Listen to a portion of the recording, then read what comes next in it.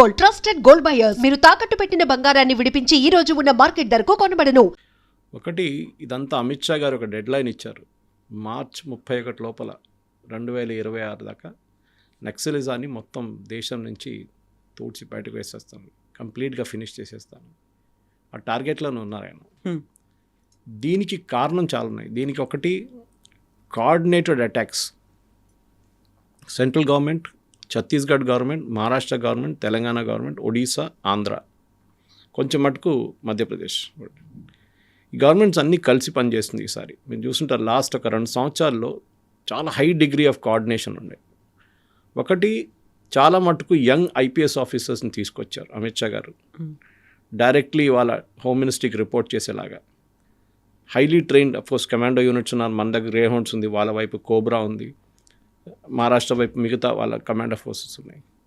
కానీ ఈసారి జరిగింది ఏంటంటే, ఎన్కౌంటర్స్ అంతా ఛత్తీస్గఢ్లో నడుస్తాం, మీరు చూసుంటారు. ఆ తెలంగాణలో వచ్చి సరెండర్ చేస్తున్నారు. సరే, కొంతమంది 60 మంది, దానికన్నా ముందు 200 మంది, బట్ లోవర్ క్యాడర్ వాళ్ళు మహారాష్ట్రలో సరెండర్ చేశారు. గడ్రిచోలిలో ఈవెన్ ఫడ్నవీస్ గారు వచ్చారు దానికి, సరెండర్ సెరమనీకి. కానీ ఇప్పుడు డౌట్ ఎందుకు వస్తుందంటే, తెలంగాణలో వచ్చేందుకు సరెండర్ చేస్తున్నారు వీళ్ళు. ఎక్కడున్నారు అక్కడ ఉండి అక్కడి నుంచి కొట్లాడి, ఎందుకంటే వీళ్ళ దగ్గర ఎప్పుడు వాళ్ళకి స్లోగన్ ఉండే, మేము we will never surrender, we will fight and die అని చెప్పేసి. కానీ ఇప్పుడు సడన్గా స్ట్రాటజీ మారిపోయింది, ఎందుకో అర్థం కావట్లేదు. పాలిటిక్స్కి వచ్చేస్తున్నారు అని డౌట్ ఉంది ఇప్పుడు. అవునా? Direct Seethakka example, from bullet to ballot. చాలా ఎగ్జాంపుల్స్ ఉన్నాయి కదా మన దగ్గర, అట్లాంటి people who have come from that this. కానీ దానికి ఏదైనా పొలిటికల్ పార్టీ వాడుకుంటున్నారా వాళ్ళని, అదొకటి డౌట్ వస్తుంది. సో తెలంగాణ వైపు ఎందుకు ఇంత పెద్ద హై ప్రొఫైల్ సరెండర్ నడుస్తుంది? అది ఛత్తీస్గఢ్లో ఎందుకు జరగలేదు, మహారాష్ట్ర ఎందుకు జరగలేదు? అఫ్కోర్స్ మీరు చెప్పొచ్చు వీళ్ళందరూ తెలంగాణ నుంచి, ఎందుకంటే నక్సలైట్ మూమెంట్లో చాలామంది సీనియర్ లీడర్లు అందరూ అప్పుడు ఉమ్మడి ఆంధ్రప్రదేశ్ కానీ ఇప్పుడున్న తెలంగాణ నుంచే. Even Devji is from Peddapalli. అట్లాంటి పరిస్థితుల్లో నక్సలైట్ మూమెంట్ ఫ్యూచర్ ఏంటి అనేది క్వశ్చన్ వస్తుంది. మీరు చెప్పారు వీళ్ళందరూ ప్రజల నడుమిట్లో ఉండి మేము పోరాటం చేస్తాం అంటే, రేపు పోటీ చేస్తారా? ఎలక్షన్లో పోటీ చేస్తారా? మీరు చంపిన 76 మంది సిఆర్పిఎఫ్ వాళ్ళ ఫ్యామిలీలు, as per legal this one, even today ఒక ఎఫ్ఐఆర్ వేస్తే మిమ్మల్ని అరెస్ట్ చేయొచ్చు. ఆ కేసు ఇంకా ఉంది అక్కడ, ఎక్కడికి వెళ్ళలేదు కేసు అది. Today was speaking to one farmer DGP, ఆయన పేరు తీసుకొని నేను, కానీ farmer DGP of a state, not from Andhra Telangana but Telugu person. ఆయన చెప్పారు నాకు, ఇంత పొద్దున్న దూరదర్శన్లో ఒక డిబేట్లో కూడా ఈ మాట వచ్చింది, దాట్ ఈ కేసులు ఎక్కడ పోవు. మీరు అనుకుంటారు కేసులు అయిపోయినాయని, కాదు, అక్కడ వాళ్ళ families are demanding a closure. 76 మంది సిఆర్పిఎఫ్ జవాన్ల వాళ్ళ భార్య వాళ్ళు కానీ పిల్లలు కానీ వాళ్ళు డిమాండ్ చేస్తున్నారు జస్టిస్. వీళ్ళు సరెండర్ చేసి వీళ్ళకి ₹1 యూనియన్ గవర్నమెంట్ ఇస్తారు, 20 లక్షలు స్టేట్ గవర్నమెంట్ ఇస్తారు, మమ్మల్ని ఎవరు కాపాడుకుంటారని అడుగుతున్నారు. మా ఫ్యామిలీలు కోల్పోతున్నాయి ఎంతోమంది, నాట్ జస్ట్ ఆ సిఆర్పిఎఫ్, దానికన్నా ముందు జరిగింది, దానికన్నా తర్వాత జరిగిన ఎన్కౌంటర్ చాలా మటుకు చనిపోయారు పోలీసు వాళ్ళు. వాళ్ళ ఫ్యామిలీస్ అడుగుతున్నారు, మీరు సరెండర్ మీరు యాక్సెప్ట్ చేస్తున్నారు, పర్ఫెక్ట్, నో ప్రాబ్లం. కానీ సరెండర్ చేసిన తర్వాత మీరు రీసెటిల్మెంట్ ఎందుకు చేయాలి? వీళ్ళు జైల్లో ఎందుకు ఉండకూడదు?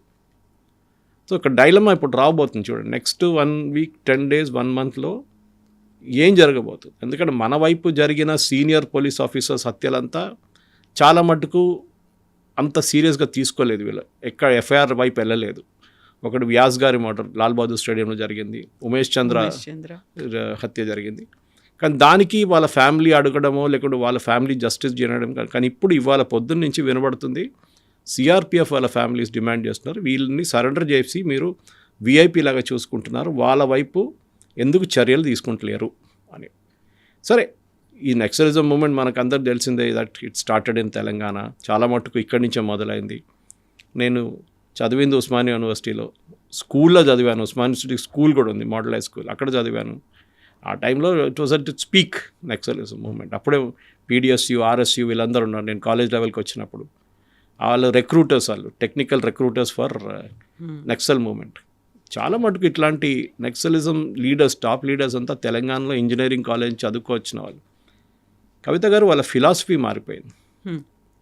మేము పేదోళ్ళ కోసం పోరాడుతున్నాము, ట్రైబల్స్ కోసం పోరాడుతున్నాము, వాళ్ళ రైట్స్ కోసం పోరాడుతున్నాం అని చెప్పిన వాళ్ళు తర్వాత కాంట్రాక్టర్స్తోని కుమ్మక్కై వాళ్ళ దగ్గర డబ్బులు తీసుకొని వాళ్ళు నేను అలిగేషన్ డైరెక్ట్గా చేయట్లేదు, కానీ చాలా సోర్సెస్ వచ్చినాయి. వాళ్ళ ఫ్యామిలీస్కి ఆ డబ్బులు పంపించి, ఓవర్ గ్రౌండ్ ఉన్న వాళ్ళ ఫ్యామిలీకి పంపించి పొలాలు కొనుక్కున్నారు, ఇల్లు కొనుక్కున్నారు అని ఆరోపణలు ఉన్నాయి. అది నిజమో కాదో మనకు తెలియదు, కానీ చాలా మటుకు ఈ డబ్బులే మెయిన్ ప్రాబ్లం. దాంతో ఆయుధాలు కొనుక్కున్నారు. ఆయుధాలు డంప్లు అక్కడెక్కడ ఉంటుంది. కొంతమంది ఎన్కౌంటర్ చేసిన తర్వాత డంప్ ఎక్కడ అని తెలియదు. ఇప్పుడు డబ్బులు దాచిపెట్టారు. కొంచెం సెంట్రల్ కమిషన్ కొంచెం డబ్బులు తీసుకుంటారు, లోవర్ లెవెల్ కార్డర్స్కి మిగతా డబ్బులు ఇచ్చేస్తారు. అది వాళ్ళ ప్రొఫెషనలిజం దాంట్లో మెచ్చుకోవాలి. They are running like a proper state. వాళ్ళ లాజిక్ ఏంటంటే నార్త్ ఈస్ట్లో అదే నడుస్తుంది. మీరు కొన్ని ఏరియాస్లో నాగా ఏరియాస్కి అంత వెళ్తే ట్యాక్స్ కలెక్ట్ చేస్తారు వాళ్ళు. స్టేట్ విత్ ఇన్ స్టేట్ అయిపోయింది అది. అక్కడ వస్తున్న బండి మీద టోల్ కలెక్ట్ చేస్తారు వాళ్ళు. సెంట్రల్ గవర్నమెంట్ అనేది సంబంధం లేదు వాళ్ళకి.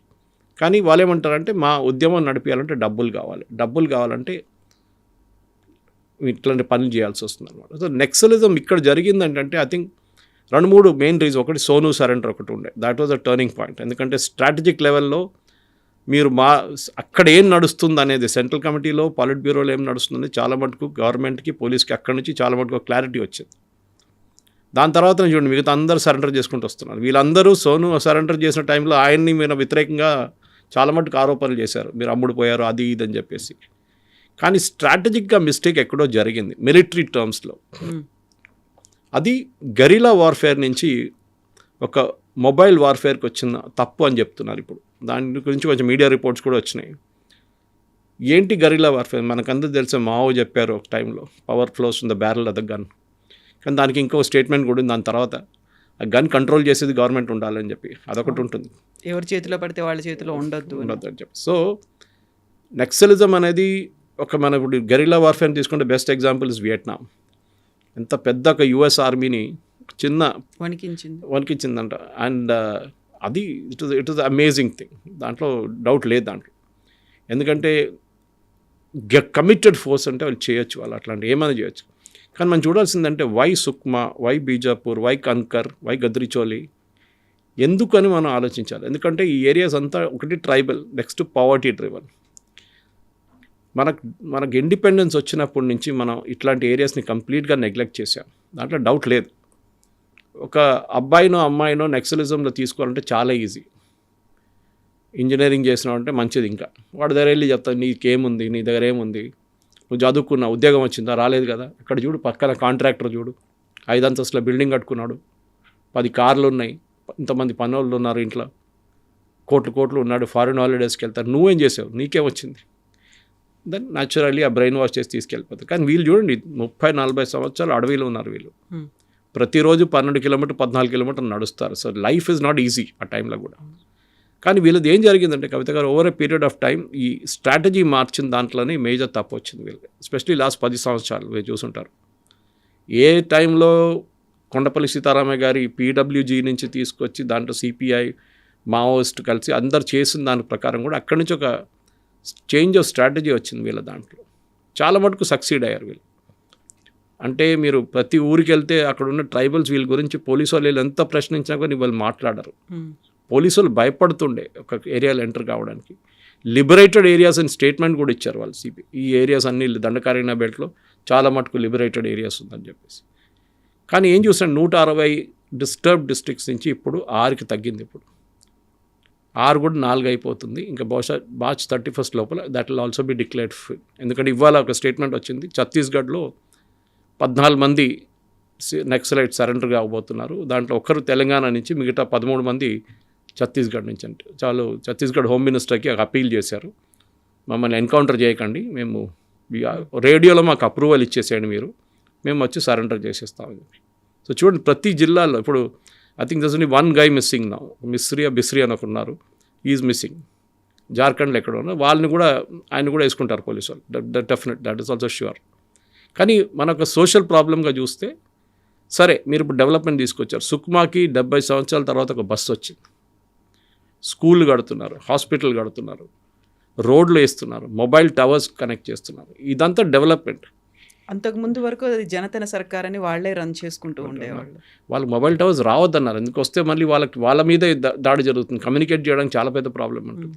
సో దానికనమాట డెవలప్మెంట్ రాకుండా వాళ్ళు కూడా చూసుకున్నారు నక్సలైట్స్. ఎందుకంటే బస్సు వస్తే మళ్ళీ ఏంటి, వీళ్ళు బయటికి వెళ్తారు, బయటికి వెళ్తే మళ్ళీ బయట ఉన్న డెవలప్మెంట్ చూస్తారు. మీరు మొన్న కూడా చూసుంటారు, ఈ సరెండర్ చేసిన కొంత సీనియర్ నక్సలైట్ లీడర్స్ని మన తెలంగాణ పోలీస్ హైటెక్ సిటీ అంతా తిప్పారంట. డెవలప్మెంట్ చూడండి అని. ఇది చూడండి, మీరు అడవిలో ఉన్నారు ఇన్ని సంవత్సరాల నుంచి, ఇప్పుడు పిల్లలకి మేము మీ ఊరు నుంచి వచ్చే పిల్లలు కూడా ఇట్లాంటి ప్లేసెస్లో ఉద్యోగం వస్తుంది, ఇంజనీరింగ్ చేసినా కానీ ఏం చేసినా కానీ. అది దట్ ఈస్ బేసిక్లీ ఒక రివర్స్ బ్రెయిన్ వాషింగ్ అని చెప్పొచ్చు. అది ముందైతే ఉల్టా వెళ్తుండే, ఇప్పుడు ఇటువైపు వచ్చేసి. కానీ ఆ రోజు ఉస్మానియా యూనివర్సిటీలో ఉన్న నక్సలిజం మూవ్మెంట్కి ఇప్పుడున్న ఉస్మానియా యూనివర్సిటీకి ఉన్న నక్సలిజం మూవ్మెంట్కి సంబంధమే లేదు. ఇప్పుడు ఉస్మానియాలో వైపౌట్ అయిపోయారు కంప్లీట్.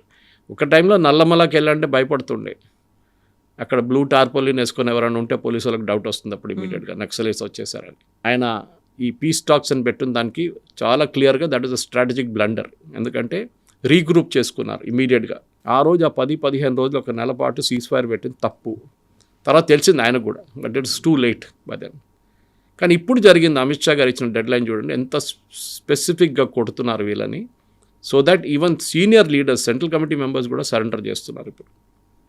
కానీ ముందుకెళ్ళి ఇంకేం జరుగుతుంది, ఇది రీగ్రూప్ అయ్యి మళ్ళీ ఇంకేమైనా రూపంలో వస్తుంది. ఎందుకంటే ఇదే అయిపోతుంది. ఎందుకంటే అక్కడ నుంచి నక్సల్బరీ వెస్ట్ బెంగాల్ నుంచి మన దగ్గరకు వచ్చింది, ఇక్కడ నుంచి మళ్ళీ ఇక్కడ అన్నోన్ ప్లేసెస్లోకి వెళ్ళిపోయి అక్కడ ఏమన్నా స్ప్రెడ్ అవుతుందా అని ఎప్పుడు అందరూ అడుగుతుంది. ఇక్కడ ముందు కూడా చాలాసార్లు చెప్పాను, నన్ను చాలామంది అడుగుతారు, సురేష్ గారు వెస్ట్ బెంగాల్లో నక్సల్ బారీలో మొదలైన నక్సలిజం ఇప్పుడు అక్కడ లేదే. Correct. Kerala first elected communist government of the world, EMS Namboodiripad. నక్సలిజం అక్కడ లేదే. దానికి కారణాలు ఉన్నాయి. వెస్ట్ బెంగాల్ అండ్ కేరళ ఆ టైంలో కమ్యూనిస్ట్ వాళ్ళు రూల్ చేస్తుండే. ఆ టైంలో వాళ్ళు ల్యాండ్ రిఫార్మ్స్ తీసుకొచ్చారు. దీనికి బేసిక్ కారణం అది.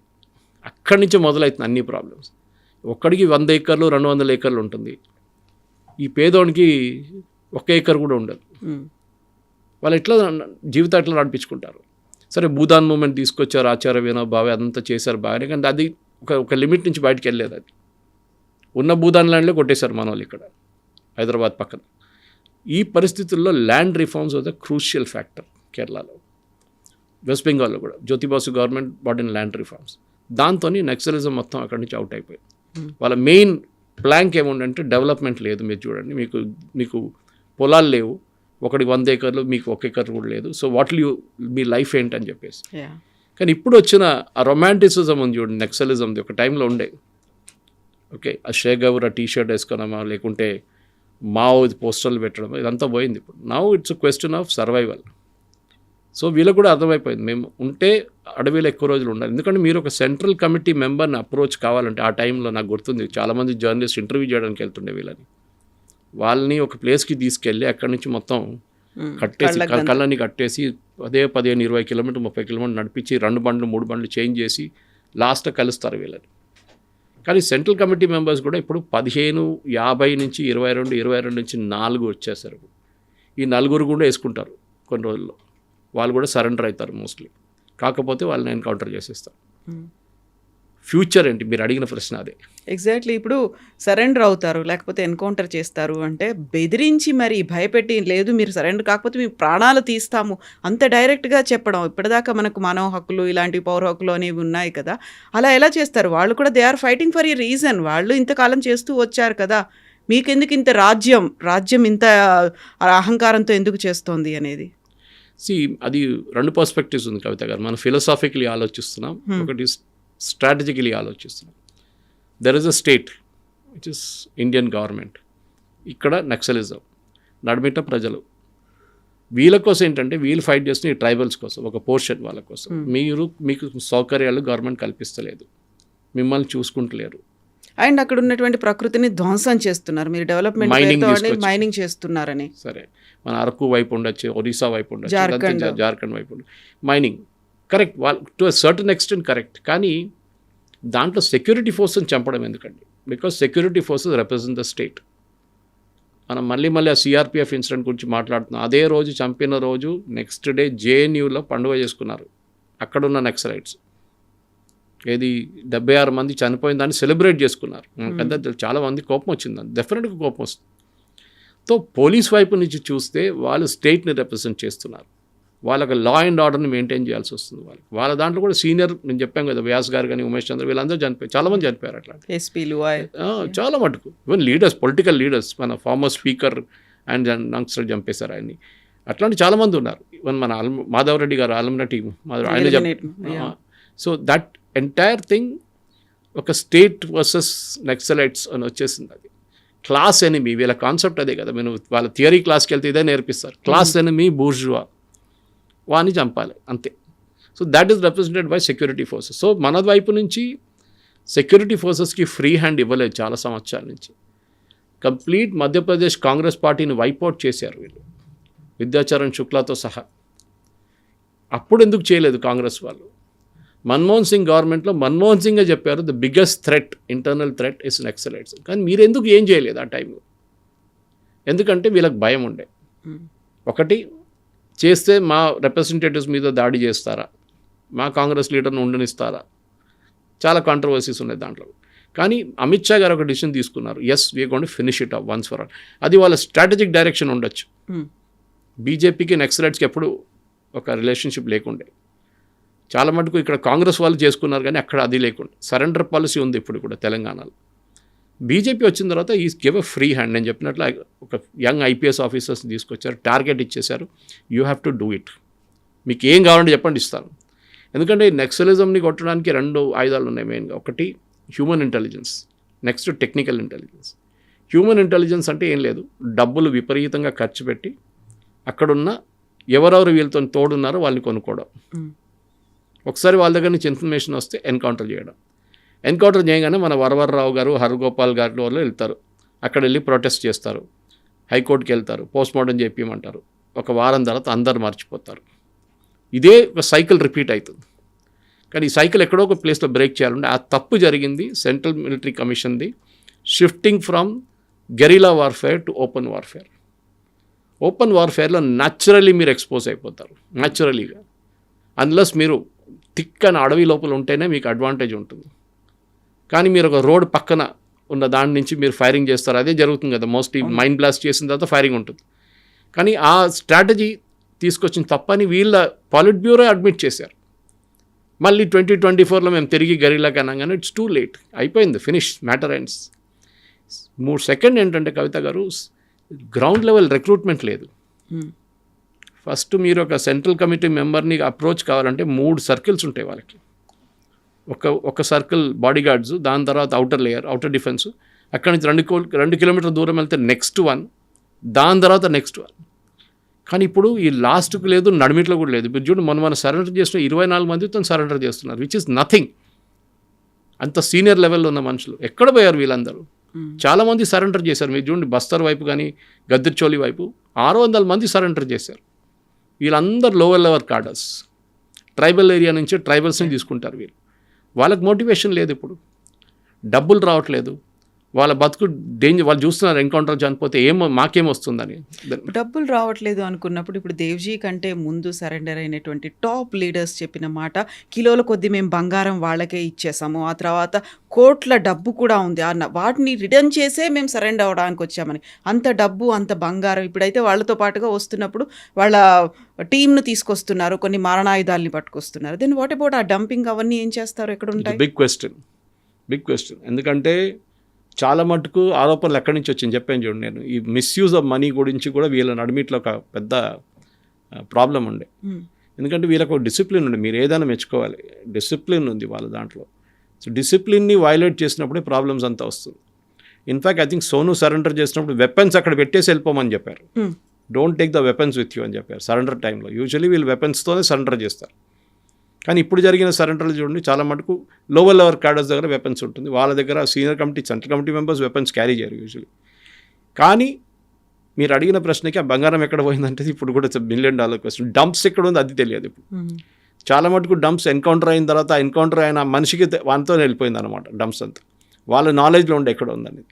వీళ్ళు ఎప్పుడూ ఒకరికొకరికి కనెక్షన్ మెయింటైన్ చేసుకోరు, చాలా క్లియర్ అది. ఎందుకంటే దాన్ని ఒకరిని పట్టుకుంటే నెక్స్ట్ పొజిషన్ ఎక్కడ తెలుస్తుంది ఈజీగా. వాని naturally 3rd degree method use చేస్తే చెప్పేస్తాడు ఎక్కడ ఉందనేది. కానీ ఇప్పుడు మీరు అడిగిన ప్రశ్నకి ఎస్, అదొక పెద్ద ప్రశ్న. నెక్స్ట్ మళ్ళీ ఇది రాకుండా చూసడానికి అది ఇంకా పెద్ద ఒక ఛాలెంజ్ కవిత, ఎందుకంటే ఇంకా అది కొత్త రూపంలో తయారై వస్తుంది అది, and that is going to be a big question. గవర్నమెంట్కి development yes, mining responsible mining చేయాలి, ఇర్రెస్పాన్సిబుల్ మైనింగ్ కాదు. అరకు వైపు కానివ్వండి, ఇటు ఒరిస్సాల కాలంది అటువైపు, ఛత్తీస్గఢ్లో కూడా ఉంది చాలా మటుకు. Mining should be very responsible mining, ఎందుకంటే అక్కడే ఈ ప్రాబ్లం అంతా స్టార్ట్ అవుతుంది మళ్ళీ కొత్తగా. ఎందుకంటే పాత సిస్టంలో మీకు కాకతీయ యూనివర్సిటీ కానీ ఉస్మానియా యూనివర్సిటీ నుంచి ఫీడర్స్ ఉండే, మీకు రెగ్యులర్ రిక్రూట్మెంట్ ఉండే. ఇప్పుడు ఆ రిక్రూట్మెంట్ మొత్తం ఆగిపోయింది. నాకు ఇప్పుడు కూడా గుర్తుంది, చదువుకున్న టైంలో ఒకరోజు రామ్నగర్ దగ్గర మా జమోస్మానియా ఇల్లు, అక్కడి నుంచి రామ్నగర్ దగ్గర నిలబడి మాట్లాడుతున్నాం మా ఫ్రెండ్స్ అందరూ. ఒక సండే రోజు సడన్గా ఒక పోలీస్ వ్యాన్ వచ్చింది, అన్మార్క్డ్ వ్యాన్. ఒక 5 మంది దిగారు, ప్లెయిన్ క్లోత్స్ వల్ల ఒక ఫ్లాట్కి పైకి వెళ్ళారు, 5 పిల్లల్ని పట్టుకొచ్చారు కిందకి. మేము చూస్తూనే ఉన్నాం.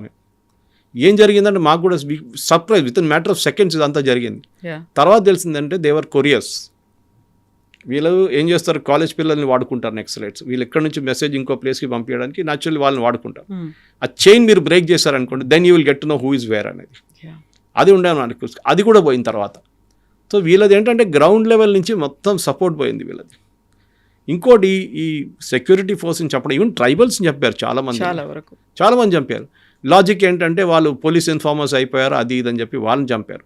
కొంతమందిని ఇవాళ డీజీపీ గారు చెప్పారు నాకు, ఉరి తీశారు చంపకుండా. ఐసిస్ ఎట్లా ఆడుకున్నారు, ఈవెన్ సెక్యూరిటీ ఫోర్సెస్ మన సిఆర్పిఎఫ్ వాళ్ళు చంపిన తర్వాత తల కట్ చేసి ఫుట్బాల్ ఆడుకున్నారంట వీళ్ళు. ఆలోచించండి, అంత దారుణమైన పరిస్థితి ఉండే అక్కడ. సో అవి న్యాచురల్లీ సెక్యూరిటీ ఫోర్సెస్ కూడా వాళ్ళ కోపం ఉంటుంది, చేతిలో దొరికితే వీళ్ళని ఫినిష్ చేసేసారు. అది నక్సలైట్స్ తెలుసు, పోలీసు వాళ్ళకి తెలుసు. వీళ్ళ చేతిలో వాళ్ళు దొరికితే ఫినిష్, వాళ్ళ చేతిలో వీళ్ళు దొరికితే ఫినిష్ అన్నమాట. కానీ ఇప్పుడు గ్రౌండ్ లెవెల్ నుంచి మొత్తం సపోర్ట్ పోయింది, వాళ్ళ పర్సనల్ బాడీ గార్డ్స్ కూడా తగ్గిపోయారు. There is no other way. And next is మన పోలీస్ ఫోర్సెస్ కూడా మెచ్చుకోవాలి. ఒకటి నెగోషియేటింగ్ అని చెప్పి చాలా స్పెషలైజ్ స్కిల్ అది. మీరు డైరెక్ట్గా మాట్లాడితే పెద్ద ప్రాబ్లం అవుతుంది. రేపు పోలీసు వాళ్ళు మాట్లాడుతున్నారు నెక్సలైట్స్ వాళ్ళు, ఇండైరెక్ట్గా మాట్లాడాల్సి వస్తుంది థర్డ్ పార్టీతో. మాట్లాడి సరెండర్ చేయడానికి నెగోషియేట్ చేయాలి. అది ఎప్పుడు బయట చెప్పారు, it is the kind of a trade secret. అంత అయిన తర్వాత ప్రెస్ కాన్ఫరెన్స్ అనౌన్స్ చేసిన తర్వాతనే వీళ్ళు మీడియా ముందు తీసుకొస్తారు.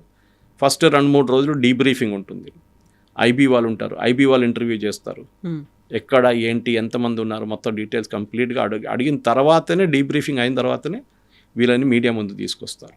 అక్కడ కూడా ఎక్కువ ప్రశ్నలు అడగడానికి ఆపర్చునిటీ ఉండదు, అంతే న్యాచురల్లీ అంతే.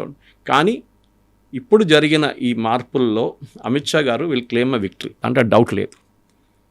Yes proved that central government, state government కలిసి పనిచేస్తే నక్సల్ మూమెంట్ అనే మూమెంట్ని ఆపొచ్చు అని ఒక క్లాసిక్ ఎగ్జాంపుల్ అది.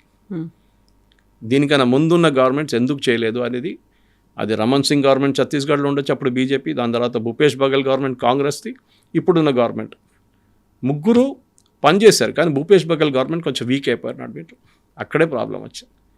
ఒరిస్సా వైపు బీజేడీ నుంచి బీజేపీ గవర్నమెంట్ మూవ్ అయినప్పుడు మళ్ళీ మొదలైంది అక్కడి నుంచి ప్రెషర్. మధ్యప్రదేశ్ ఎనీవేస్ బీజేపీ తరఫు ఉండే, అటువైపు ఫడ్నవీస్. ఇప్పుడున్న పరిస్థితుల్లో డెవలప్మెంట్ అనేది గవర్నమెంట్ ఆన్ గ్రౌండ్ చూపించాల్సి వస్తుంది. That to show visible improvement. Adivasi పిల్లలు నాకు ఇప్పుడు కూడా గుర్తుంది, మేము ఇక్కడ నల్లమల వైపు క్యాంపులు చేస్తున్నప్పుడు, మెడికల్ క్యాంపులు అని చేస్తున్నప్పుడు, అక్కడ ఉన్న ట్రైబల్స్, మన చెంచు ట్రైబల్స్, వాళ్ళు ఆర్చరీలో ఎక్స్పర్ట్స్, వాళ్ళు చాలా బాగుంటుంది. సో ఈ ఆర్చరీ ఫౌండేషన్ ఆఫ్ తెలంగాణ ఏం చేశారంటే, అప్పుడు ఉమ్మడి ఆంధ్రప్రదేశ్ ఉండే తెలంగాణ ఫౌండేషన్, తెలంగాణ వాళ్ళు వీళ్ళ కోసం కాంపిటీషన్ ఆర్గనైజ్ చేశారు ఈ మెడికల్ క్యాంప్తో సహా. దాంట్లో 10 మంది 15 మంది ఐడెంటిఫై చేశారు, చాలా మంచి వాళ్ళని మన ఎస్ఐకి పంపించి పటియాలాలో కోచింగ్ ఇచ్చారు, స్పెషలైజ్డ్. అక్కడ కాకుండా ఇక్కడ ఢిల్లీలో ఎక్కడో ప్లేస్లో చేశారు వీళ్ళు. That is important. వాళ్ళని ఆ టాలెంట్ యూజ్ చేసుకుంటే ట్రైబల్స్ వాళ్ళు బయటికి ఎక్కువ రారు, ట్రైబల్స్ ఇట్లా. కానీ వాళ్ళ ఆర్చరీ వాళ్ళకొక, ఇప్పుడు లింబారామ్ తీసుకోండి, నేషనల్ లెవెల్ ఛాంపియన్ ఉండి, was international level. Lot of people like that వాళ్ళు ట్రైబల్ బ్యాక్గ్రౌండ్ నుంచి వస్తారు వాళ్ళు. ఇది చేయాలన్నమాట, వాళ్ళకున్న స్కిల్స్ మనం వాడుకో. నల్లమలకి వెళ్తే మీరు ఆ నల్లమల పక్కన మెయిన్ ఏరియా మన్ననూరు క్రాస్ చేసి కొంచెం ముందు వెళ్ళగానే గుడి పక్కన, గుడి నుంచి ముందుకెళ్ళి అక్కడ సున్నిపెంట అనుకుంటా, అక్కడ దగ్గరే ఒక షాప్ ఉంది వీళ్ళది, గిరిజన్ కార్పొరేషన్, సోప్ అమ్ముతుంది. ఇప్పుడు ఉందో లేదో తెలియదు, I'm talking of 6-7 years ago. Soap, tribal gum అమ్ముతారు, ట్రైబల్ అమ్ముతారు, ఈ సోప్ నట్స్ అమ్ముతారు, హనీ ఉంటుంది. See this is where it has to come from. వాళ్ళకు ఒక ఉపాధి ఉంటేనే వాళ్ళు దాని మీద బతకొచ్చు. వీళ్ళని ఎక్స్ప్లాయిట్ చేస్తుండే ఈ మర్చెంట్స్. సోప్ నట్స్ తీసుకొస్తే చిల్లర డబ్బులు ఇస్తారు, మళ్ళీ మార్కెట్లో దానికన్నా 100 సార్లు ఎక్కువ రేట్లో అమ్ముకుంటారు. గిరిజన్ కార్పొరేషన్ కూడా it has failed, this no doubt about it. వాళ్ళు కూడా సరిగా పనిచేయట్లేదు. సో వీళ్ళని ఇప్పుడు నెక్స్ట్ లెవెల్కి తీసుకురావాలంటే డెవలప్మెంట్లో ఒకటి మీరు ఒక ఎంప్లాయ్మెంట్ సోర్స్ చూపించాల్సి వస్తుంది. రెండవది వాళ్ళ పిల్లలకి చదువు చెప్పాల్సి వస్తుంది. మూడవది హౌసింగ్. ఇప్పుడు లీడర్లకు ఒకటి ₹1,00,00,000 ఇచ్చి మాకేమి ఇచ్చారని అడిగే ఇప్పుడు వస్తుంది చూడండి. నెక్స్ట్ అది అక్విజిషన్ వస్తుంది. ₹1,00,00,000 ఇస్తున్నారు సెంట్రల్ కమిటీ మెంబర్కి, మాకేమి ఇచ్చారు, మేము కూడా పోరాటం చేశాం కదా అంటారు. That is going with the point. కానీ ఇప్పుడు కూడా మెయిన్ లీడర్స్ ఎక్కడున్నారో తెలియదు, గణపతి ఎక్కడున్నారో తెలియదు, రామకృష్ణ చనిపోయారని చెప్తున్నారు. వీ డోంట్ నో వెస్ట్, ఆయన నేపాల్లో ఉన్నారు అంటున్నారు గణపతి. చూద్దాం whether government of India will demand his return. కానీ this is the body blow అని చెప్పొచ్చు, ఇంగ్లీష్లో అంటారు. కంప్లీట్ బాడీ బ్లో ఇప్పుడు జరిగింది. లాస్ట్ 3 రోజులు జరిగింది. ఇంకా బహుశా ఒక వారం 10 రోజులు ఇంకా కొన్ని సరెండర్ జరగబోతుంది. మార్చి 31 అనేది ఉంది, డెడ్లైన్ ఇంకా టైం ఉంది, ఇంకో టైం ఉంది. సో డెఫినెట్గా ఐ థింక్ ఒక మార్పు అయితే వస్తుంది కవిత గారు. కానీ ఆ పాత సిస్టమ్కి నక్సలిజం ఎప్పుడు తిరిగి వెళ్ళదు. అది ఓవర్. దట్ ఆ రొమాంటిసైజం, అన్నలు వస్తున్నారు, వాళ్ళకి బియ్యం ఇవ్వాలి, వాళ్ళకి చింతపండు ఇవ్వాలి, అన్ని ట్రైబల్స్ దగ్గర నుంచే తీసుకెళ్తుండే వీళ్ళు. అదంతా ఇప్పుడు బంద్ అయిపోయింది. 40 సంవత్సరాలు అంటే కమిట్మెంట్ అండి, absolute commitment, no doubt about it. మీరు 40 సంవత్సరాలు చిన్నప్పటి నుంచి మీ అడవిలో ఉండి రోజు 15-16 కిలోమీటర్లు ట్రావెల్ చేయడం, ప్రతిరోజు టెన్షన్లో ఉంటారు, ఎప్పుడు పోలీస్ ఎన్కౌంటర్ చేస్తారు. This is a great, that is a commitment, మెచ్చుకోవాలి. కానీ ఆ కమిట్మెంట్ ఎక్కడో దారి తప్పిపోయింది. అది ఇప్పుడు కొంతమంది కూడా ఎక్కడెక్కడో వెళ్ళిపోయారు, వాళ్ళందరూ ఎక్కడున్నారో కూడా తెలియదు అనుకున్నప్పుడు మళ్ళీ వాళ్ళే చెప్తున్నటువంటి ఒక మాట, మీరు మమ్మల్ని రూపుమాపలేరు, ఉద్యమాన్ని ఆపేయలేరు అని. సో వాళ్ళు ఎక్కడికి వెళ్తారో, ఎక్కడి నుంచి ఎటు తేలుతారో, అది మళ్ళీ ఎలాంటి రూపం మార్చుకుంటోందో ఇదొక థ్రెట్ కూడా ఉంది కదా. ఇంగ్లీష్లో ఒక సేయింగ్ ఉంది, 18 సంవత్సరాల్లో మీరు కమ్యూనిస్ట్ కాకపోతే ఎప్పటికీ కాలేరు, మీరు something is wrong with your heart. 30 సంవత్సరాలు మీరు కమ్యూనిస్ట్గా ఉండిపోతే then something is wrong with your brain. అంటే కమ్యూనిజం అనేది ఇనిషియల్ ఫిలాసఫీలో నేను చెప్పాను, షేక్ బాబురా టీషర్ట్స్ వేసుకొని తిరగడము, ఆ రోజుల్లో ఉస్మానియా యూనివర్సిటీలో పెద్ద ఇది వాళ్ళ పోరాటము, వాళ్ళ అప్పుడు ఏబీవీపీ లేకుండా ఎస్ఎఫ్ఐ లేకుండా, దాని తర్వాత కదా వాళ్ళందరూ వచ్చారు. ఆ రొమాంటిసిజం అని చూడండి, అది పోయింది కంప్లీట్గా. Now it's a question of practical survival. Lower level cadre recruitment లేకుండా అక్కడి నుంచే ఈ నక్సలిజం మూమెంట్ మొత్తం దెబ్బతిన్నది. టాప్ లీడర్షిప్ ఉండి ఒక్కటే నడిపిలేరు కదా, ఆర్మీలో కూడా జవాన్లు కావాలి కదా. Only GOC command, brigadier, lieutenant colonel ఉంటే నడవదు. You need people down the ranks. ఆ కమిట్మెంట్ 60s, 90s, 2000 దాకా వచ్చిన కమిట్మెంట్ ఇప్పుడు పోయింది మొత్తం. ఇప్పుడు అందరూ మెటీరియలిస్టిక్ అయిపోయారు. పిల్లలు కూడా నేనెందుకు అడవిలో వెళ్ళి ఉండడం, అక్కడ మేము ఇక్కడ వెళ్ళి పని చేసుకుంటాం హైదరాబాద్లో వెళ్ళి, అదే జరుగుతుంది ఇప్పుడు. And I think one way it is good. కానీ ఈ ట్రైబల్స్ని వీళ్ళు వెళ్ళిపోయారని చెప్పి ఇంకా ఎక్స్ప్లాయిట్ చేయకండి. అది దట్స్ అ బిగ్ తప్పు వీళ్ళు చేయబోతుంది. గవర్నమెంట్ ఈ గిరిజన్ కార్పొరేషన్ కానీ వీళ్ళందరూ రీవైటలైజ్ చేసి ట్రైబల్స్ని వాళ్ళకి హక్కులు, వాళ్ళకి కావాల్సిన హక్కులు ఇచ్చి దెన్ డోంట్ ఇంటర్ఫియర్ ఆల్సో. అక్కడ వెళ్ళి మీరు పెద్ద పెద్ద ఫ్యాక్టరీలు పెట్టకండి. వాళ్ళ రెస్ట్రిక్టెడ్ ఏరియా ఉంటుంది, అక్కడ వాళ్ళని ఉండేయండి. వాళ్ళ వే ఆఫ్ లైఫ్ ఉంటుంది సపరేట్గా. మా ఫ్రెండ్ ఒకరు ఉన్నారు మైసూర్లో, ఛాయన్ అని చెప్పి she runs a very big honey factory, nectar fresh అని చెప్పి, మైసూర్ హైవే పక్కన. ఆమె వీళ్ళతో పనిచేస్తున్నారు నక్సలైట్తో. కర్ణాటకలో ఉన్న ఈ ట్రైబల్స్ని నక్సలైట్స్ మూవ్మెంట్కి వెళ్లకుండా ఉండడానికి ఆమె చేసిన కృషి చాలా ఉంది. సింపుల్ ఎగ్జాంపుల్ ఇస్తాను కాబట్టి, హనీ కలెక్ట్ చేసినప్పుడు అన్నిటికంటే పెద్ద ప్రాసెస్, హనీ రేటు తగ్గడానికి కారణం ఏంటంటే క్యాన్ తీసుకెళ్తారు చూడండి హనీ కలెక్ట్ చేయడానికి, అది వీళ్ళు కడగరు, క్లీన్గా మెయింటైన్ చేయరు, అదే వాడుకుంటారు. ఆ ప్రాసెస్ నేర్పియాలి. సో సిఎఫ్టిఆర్ఐ వీళ్ళందరూ కలిసి they taught them the process. Each time దాన్ని స్టెరిలైజ్ చేసి క్లీన్ చేసి తీసుకొస్తే మీకు క్వాలిటీ ఎక్కువ అవుతుంది, మీకు వచ్చే ఆదాయం ఎక్కువ అవుతుంది. అది చేయాలన్నమాట. సోప్ నట్స్ తీసుకొస్తారు, దాన్ని ఏం చేస్తారు, ఎండ్ ప్రోడక్ట్ ఏంటి, దాన్ని గవర్నమెంట్కి ఇవ్వడం కాదు, మీ వైపు నుంచి కూడా చిన్న ఒక ఎస్ఎంఈ పెట్టుకోండి అక్కడ నల్లమల్లని.